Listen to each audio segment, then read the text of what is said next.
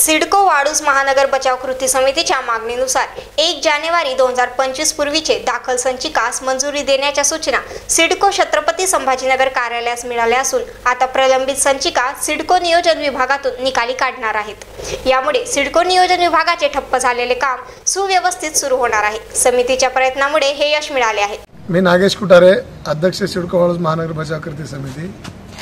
सिडको वाळूज महानगर तसेच सिडको छत्रपती संभाजीनगर अंतर्गत नियोजन विभागामधून 1 तारखेपासून ऑनलाईन पद्धतीनेच संचिका निकाली काढा असं नगरविकास मंत्रालयाकडून सूचना आल्या अनुषंगाने नियोजन विभागामध्ये मागील 10 ते 15 दिवसापासून काम ठप्प झालेलं होतं। त्याचं एकमेव कारण म्हणजे की या ठिकाणी बीपीएस प्रणाली सुरू झालेली नाही, तरीसुद्धा नगरविकास मंत्रालयाकडून तो घाट घालण्यात आला होता की ऑनलाईन पद्धतीने।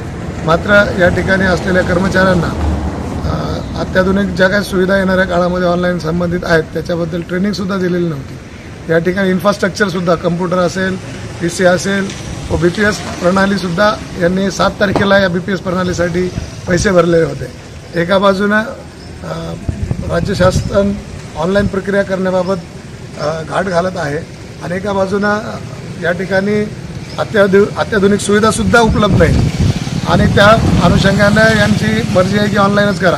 मात्र या सुविधा नसल्यावर सुद्धा या ठिकाणी ऑफलाईन काम बंद केलेलं असल्यामुळे बचाव समितीच्या माध्यमातून नगरविकास मंत्रालय, राज्य शासन तसेच सिडकोचे मुख्य प्रशासक यांना निवेदन देऊन जोपर्यंत ही अद्ययावत प्रणाली सुरू होत नाही तोपर्यंत ऑफलाईनच आजपर्यंत ज्या पद्धतीने फाईल निकाली काढत होते त्या पद्धतीने काढा अशी विनंती केली होती। या अनुषंगाने आजपासून नियोजन विभागातून ज्या 1 तारखेपूर्वीच्या ज्या संचिका दाखल केलेल्या आहेत त्या निकाली काढण्यासंदर्भामध्ये नियोजन विभागाला सूचना प्राप्त झालेल्या आहेत आणि पुढे 1 तारखेपुढे ऑनलाईन या ठिकाणी चालू करेल। तरी आमच्या या मागणीला आज कुठेतरी थोड्या का प्रमाणात यश आलेलं आहे। प्रशासनाला सुद्धा आम्ही विनंती करतो की लवकरात लवकर ऑनलाईन प्रक्रिया बीपीएस प्रणाली अद्ययावत करावे आणि मगच। Nilesh Bharati, star Maharashtra news, Chhatrapati Sambhajinagar.